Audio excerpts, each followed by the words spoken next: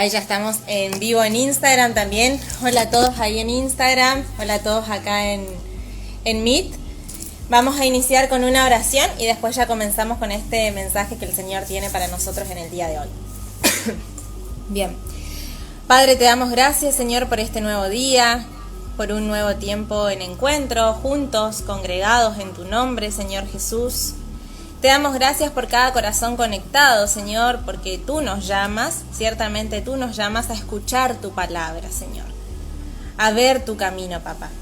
Así que te damos gracias por eso y que hoy podamos predisponer nuestros corazones con humildad, Señor, con una humildad y con un corazón receptivo a lo que vos querés decirnos en este día, papá. Que podamos recibir con esa mansedumbre tu palabra, Señor, y que podamos continuar meditando en tu palabra, Señor, que no termine acá, sino que sea una semilla que crezca y crezca día a día en nosotros. En el nombre de Jesús, amén. Amén. Amén. Buenas tardes, mis hermanos y mis hermanas. Vamos a darle gracias al Señor por esta posibilidad que nos da para que podamos hablar acerca de lo que Él hizo en nuestra vida y de recibir ese alimento espiritual que nos da su palabra cuando nos congregamos en su nombre. Recordemos que Él dijo que cuando 2 o 3 están reunidos, yo estoy en medio de ellos. Y te damos gracias, Jesús. Honramos tu nombre, Padre Santo. A ti sea toda la gloria. Amén, amén y amén. Amén. En la alabanza recién escuchábamos que Él es el Rey es Jesús, y en estos 6.000 años de historia, desde Adán hasta nuestra generación, hubieron grandes reyes en la historia, y yo recuerdo 2 para graficar el Dios que tenemos, para graficar el Rey de Reyes que es Jesús. Recordemos que ya cuando Dios habla con Abraham le había anticipado que su descendencia iba a ser esclavo por unos 400 años más o menos, y también maltratados, no solo esclavos sino que maltratados. Y esa descendencia se refería a los nietos de Abraham, a los bisnietos, a los tataranietos, y así seguía la descendencia de él por 400 años. Y también le adelantó a Moisés que endurecería el corazón del faraón. En ese momento el imperio máximo que reinaba sobre la tierra era el imperio egipcio. Ellos dominaban todo lo que se conocía hasta ese momento, en ese periodo de la historia. Él era la máxima autoridad, el faraón, y fíjense cómo Dios da vuelta a todas las cosas, comienza a hacer sus señales y prodigios para darnos idea del poder que Él tenía y de cómo se someten los reyes que en este momento lo tenemos como presidente, al presidente de Estados Unidos, de Rusia, de China, por así decirlo, que parecieran grandes cosas, pero en la comparación con nuestro amado Jesús son nada más que personas como nosotros. Bueno, para comenzar el mensaje de hoy, voy a pedirle a Adrián que por favor coloque el primer versículo de Miqueas.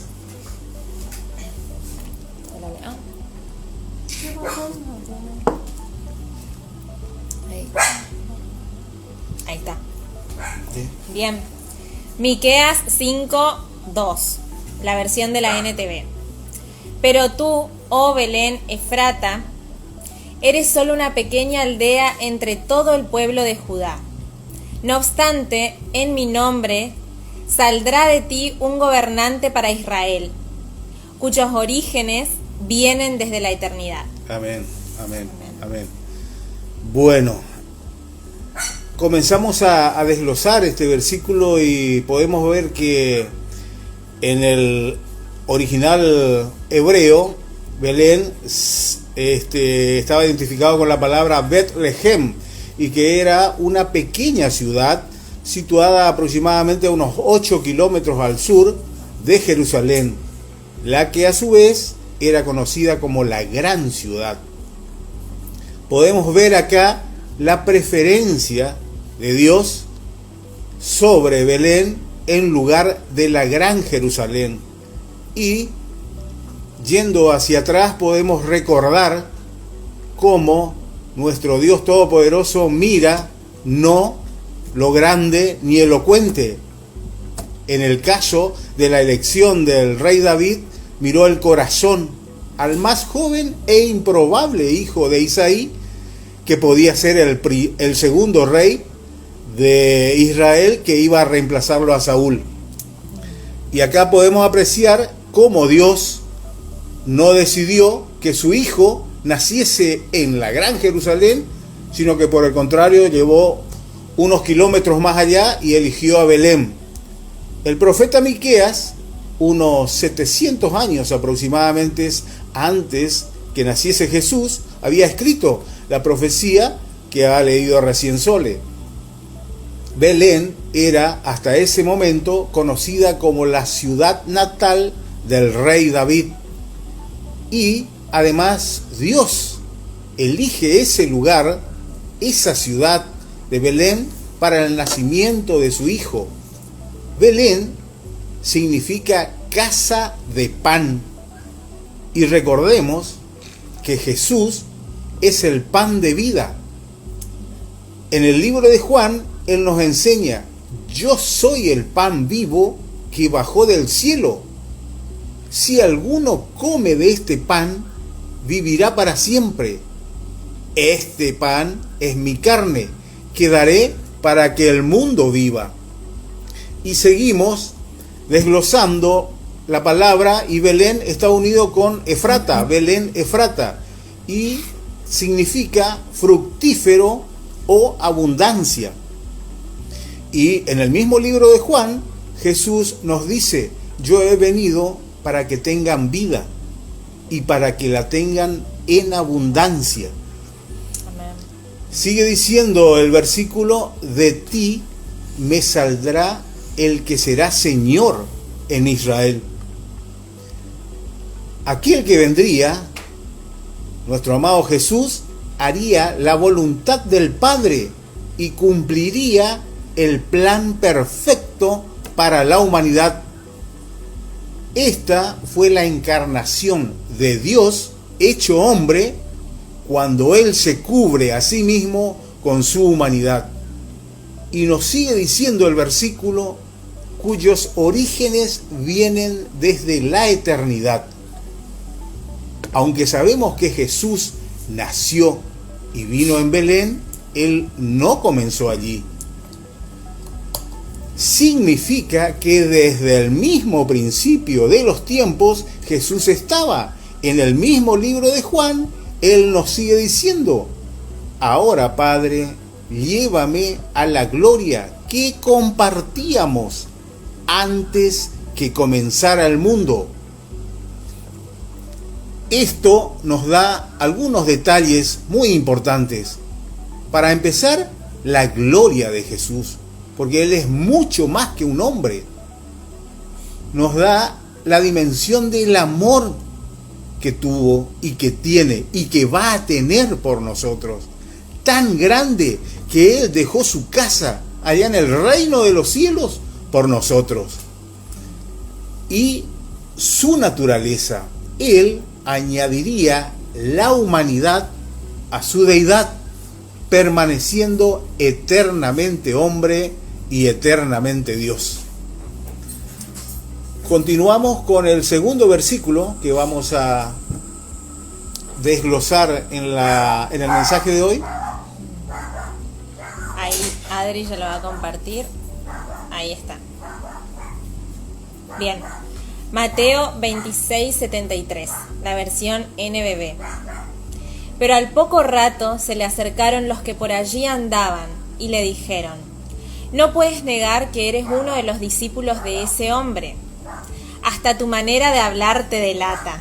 Amén, amén. Amén. Ahí lo encontramos con el mensaje, con el título del mensaje. En otras versiones nos dice: porque aún tu manera de hablar te descubre, porque aún tu habla te hace manifiesto. Así como la foto de un pasaporte, una firma o nuestra huella dactilar sirven para identificar a las personas, del mismo modo, las personas que escuchan tu manera de hablar te identifican y te clasifican. Nuestra forma de dialogar refleja el tipo de persona que somos. Deja al descubierto nuestro pasado y nuestro modo de vida actual. Describe nuestros pensamientos y nuestros sentimientos más profundos. Amén. Así como en nuestro país son fácilmente reconocibles por sus tonadas, los cordobeses, porteños, rosarinos, salteños, santiagueños, misioneros, en este versículo se refería a la tonada de los galileos, y estas personas tenían una manera especial, conforme nos enseñan los estudios bíblicos, de pronunciar y acentuaban la R. Así como en este momento nosotros sabemos que a los japoneses les cuesta colocar la R en vez de la L, bueno, en esa época los galileos tenían esa manera de expresarse y eso era lo que les identificaba. La correntina. A los correntinos la R. Sí. A los correntinos. Sí.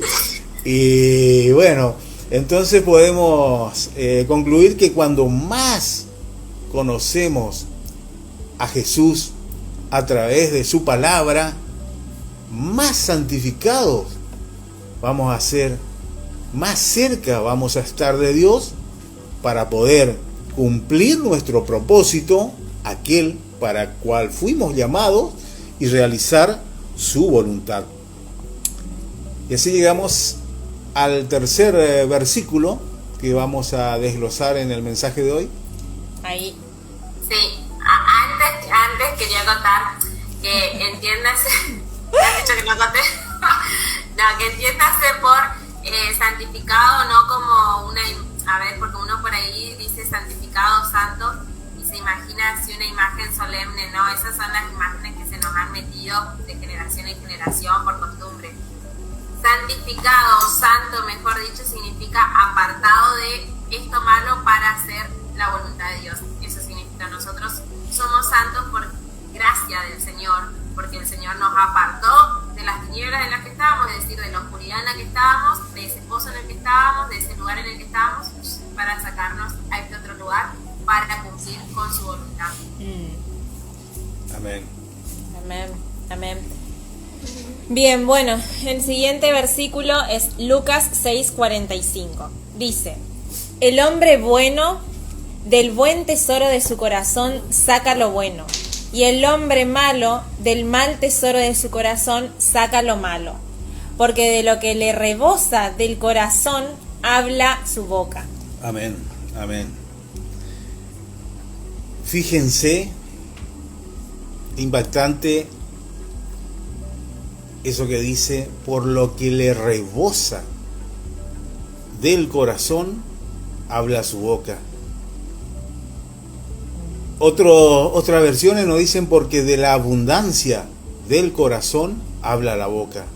Y acá la Reina Valera 1977 nos dice, lo que le rebosa, lo que desborda de tu corazón, habla tu boca.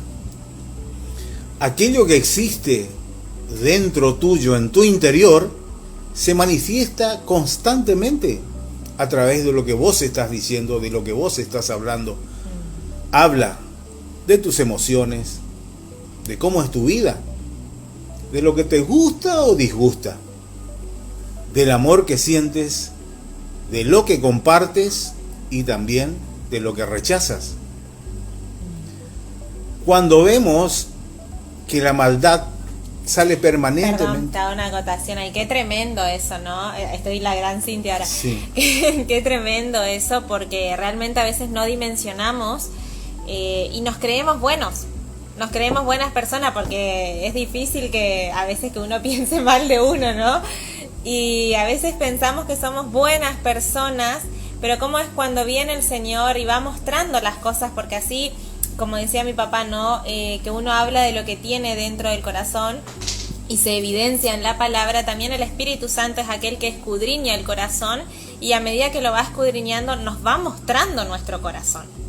Ahora, ¿qué voy a hacer yo con lo que Él me está mostrando? Porque Él te muestra no para torturarte, sino para ayudarte a modificar esa forma. Amén. Sí. Y cuando vemos que la maldad sale permanentemente de una persona a través de sus palabras y de sus acciones, de sus actitudes, de sus actos, no podemos engañarnos al decir, no, creo que por dentro es realmente una buena persona, solo tiene algunos malos hábitos, o esa es solo su forma de hablar, pero en realidad él no es así. Y la palabra de Dios nos muestra qué es lo que tenemos y qué es lo que decimos. El corazón se puede llenar por lo que oís o por lo que lees. Si oís y lees permanentemente la palabra del Señor, tus pensamientos van a ser buenos. ¿Por qué? Porque Dios es bueno. Eso nos enseña su palabra. Somos lo que pensamos. Nuestra vida es el reflejo de todo lo que está dentro de tu corazón. Y esto, lo que está dentro de tu corazón, no lo puede ver nadie, ni siquiera el diablo. Solo Dios tiene esa potestad, porque recordemos que Él nos creó y Él ya sabe desde lo alto lo que nosotros estamos pensando y lo que vamos a decir, y muchas veces obra antes que vos termines de hablar. Ese es el Dios que tenemos. Ese es nuestro amado Jesús intercediendo ante el Padre por nosotros. Amén. ¿Querés saber qué tenés en tu corazón? Escuchá lo que vos estás hablando. Alguien que tiene la presencia de Dios no camina murmurando, hablando cosas negativas o permanente derrota en sus labios. No. Pronuncia palabras para la edificación, exhortación y consolación de todos aquellos que te rodean. Porque eso es lo que te enseña la palabra de Dios, para que seamos edificados, exhortados y consolados en cada una de las tribulaciones, dificultades que puedan estar pasando. Esa es la función de la iglesia de Jesús. Amén. Acoto algo. Bueno. Algo que Sole hoy había dicho cuando estábamos reunidas todas. No, fue durante el momento que hicimos vigilia entre nosotros, que dijo que no somos perfectos, pero el perfecto vive en nosotros. Amén. A ver, es decir, que a nosotros se nos puede escapar, porque no somos perfectos, se nos puede escapar en un momento decir algo o hablar por miedo o por inseguridad, y eso tiene que ver con lo que estamos consumiendo. ¿Qué quiero decir y qué quiere decir con esta palabra? ¿De qué nos estamos alimentando? Porque de aquello que nos alimentemos es de lo que vamos a hablar, y si vos te alimentás de lo bueno que viene de Dios, vas a hablar cosas buenas y vas a actuar en consecuencia. Ahora, si vos te alimentás de que el dólar subió, de que la noticia, de que está complicado viajar al exterior, de que nunca vas a poder hacer esto o lo otro, eso vas a hablar, eso te vas a alimentar y eso vas a vivir. Entonces, de lo que nosotros nos alimentemos, vamos a creer, vamos a hablar y vamos a vivirlo. Así es. Y remitiéndonos al versículo anterior, compartir tiempo con determinadas personas hace que se nos contagie o que se adhiera su vocabulario o las costumbres. Y generalmente podemos ver cuando vamos a las provincias que yo recién hablaba, Córdoba, Rosario, se les pega el vocabulario. Eso comprobamos con mi familia. Acá mi amada esposa se vuelve cordobesa cuando pisamos el territorio cordobés. Pero bueno, es así, eso es lo que nos dice la palabra. Y la gente confunde, ¿no? A mí me pasó, yo 5 años estudié en Corrientes y por ahí cuando me escucha alguien que no es del Chaco, me dice, vos sos correntina. Y no soy correntina, sí, pero sí, se te pega realmente. Se adhiere a nosotros el vocabulario y las costumbres. Y quiero resaltar 2 cosas, hablando del versículo anterior. Qué mala que es la historia del mundo, porque a Pedro se lo recuerda o se lo conoce como aquel que negó 3 veces a Jesús. Cuando hablan de Pedro, sí, el que lo negó 3 veces. Y nosotros que estamos leyendo permanentemente la palabra de Dios, podemos ver que después de eso se aprecia el amor de Jesús cuando lo perdona en 3 oportunidades. Por las 3 veces que le negó, él le decía que lo amaba y que sobre él iba a edificar la iglesia de Jesús. Lo reivindica, ¿no? El amor y el poder del Espíritu Santo después del Pentecostés. Cuando viene el Espíritu Santo a la iglesia primitiva y desciende como lenguas de fuego, nos dice la palabra, y ahí son empoderados totalmente con el poder del Espíritu Santo. Y sale Pedro y da un discurso impresionante. Hay 2 discursos de Pedro, y en el libro de Hechos, en el capítulo 4, versículo 13 nos dice: viendo el denuedo de Pedro y de Juan. El denuedo es el valor. Y sabiendo que eran hombres sin letras y del vulgo, o sea que no tenían instrucción, se maravillaban, y fíjense lo que dice la palabra de Dios, y les reconocían que habían estado con Jesús. Amén. ¿Ven cómo se pega? ¿Ven el poder del Espíritu Santo?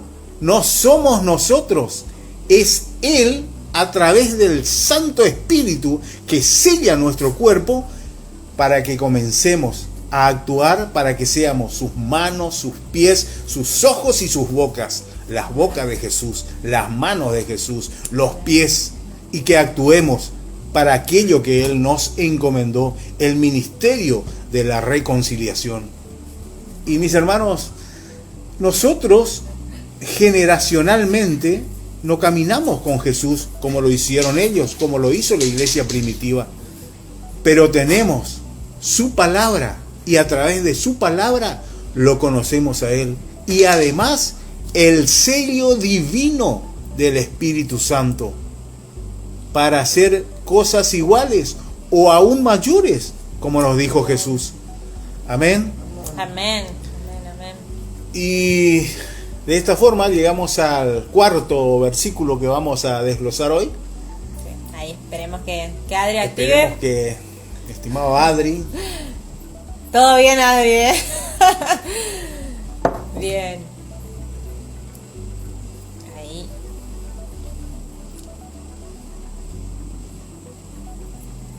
¿Para qué? Fui yo. Ahí ya voy. Espera. Estamos muy en inicio del año, chicos. Es como muy enero todavía. Bien. Hechos 17. 6 nada más de... Ok, Hechos 17, 6. Pero como no los encontraron allí, llevaron a rastras a Jasón y a algunos otros hermanos ante las autoridades de la ciudad, gritando: estos hombres que han trastornado el mundo entero también han venido acá. Amén. Amén, amén, amén, amén, amén. Bueno, recordemos que Jasón fue el anfitrión de Pablo y Silas en uno de sus viajes misioneros a Tesalónica, a Grecia. Y la casa de Jasón fue la casa donde se reunía. Quita nada más la palabra, por favor. Gracias. Que la casa de Jasón era el lugar donde se reunía la iglesia primitiva. Y allí Pablo, como en los otros lugares en los cuales iba visitando en su ministerio para predicar el evangelio de Jesús, encontraba una oposición grande y permanentemente aguijoneada por la gente envidiosa que estaba dentro del pueblo judío. Y la palabra nos dice, gritando, estos hombres que han trastornado el mundo entero también han venido acá. En el original griego se utiliza el término anastatosantes, que significa perturbador o revolucionario, y en esta versión utiliza trastornar, que significa cambiar una cosa desde arriba hacia abajo o viceversa, o de un lado hacia otro, invertir totalmente el orden. Ese fue el impacto que genera en ese momento de la historia la vida, la obra y el ministerio de Jesús. Él dividió la historia, mis hermanos, en antes y después de su nacimiento. Y la posterior predicación de sus apóstoles y de la iglesia primitiva, empoderados por el Espíritu Santo, continuó de esa manera el ministerio que nos encomendó. Y al igual que cuando lo acusan a Jesús, los fariseos y el gobierno que estaba a cargo de Herodes, no dicen la verdad. Utilizan argumentos totalmente falsos para acusarlo a Pablo, a Silas y a Jasón y a aquellas personas que estaban reunidos. Cambiaron totalmente la versión, porque no lo acusaron por algo religioso, sino por algo que venía a trastocar el imperio romano en ese momento. Y es cierto que el imperio romano en ese momento estaba gobernando el mundo, pero también es cierto que el evangelio expone el pecado, el error y lo condena. Dios estaba trabajando a través de Pablo y de Silas en ese momento y intentaba por medio de ellos que el mundo regresara al lado correcto, regresara a la idea original antes que el pecado ingresase al mundo. Cuando ellos dijeron, estos hombres trastornan el mundo entero, realmente esto fue así. La acción de Jesús y sus apóstoles, acompañados por la iglesia primitiva, penetró de tal manera que sacudió ese imperio que estaba gobernando. Y acá debemos preguntarnos, ¿por qué el evangelio transforma a unos y otros los rechazan airadamente? Así como se comportaron aquellos que lo detuvieron a Jasón y a la iglesia primitiva. Podemos ver que el evangelio, anunciar las buenas nuevas noticias de salvación, las buenas nuevas noticias de Jesús, es como el fuego que derrite la cera, pero también endurece al ladrillo y acrisola el oro. El mismo fuego genera reacciones diferentes en materiales distintos. De esa forma produce esas reacciones que son diametralmente opuestas, diferentes. ¿Y qué es lo que causa esas reacciones distintas? Algunos fueron convencidos y creyeron, mientras que otros se llenaron de envidia, como pasó con los que los acusaron a Jasón y a la iglesia primitiva junto con Pablo y Silas. Presentaron una acusación política y social en vez de algo religioso, como también lo hicieron con Jesús. Y para finalizar el último versículo, el versículo 7, que dice: Y Jasón, bueno, ahí no sé si Adri lo vas a compartir, al de hoy.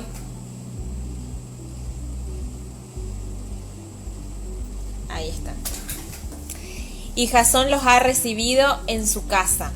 Todos ellos están violando las leyes del emperador, pues dicen que hay otro rey que es Jesús. Amén, amén, amén.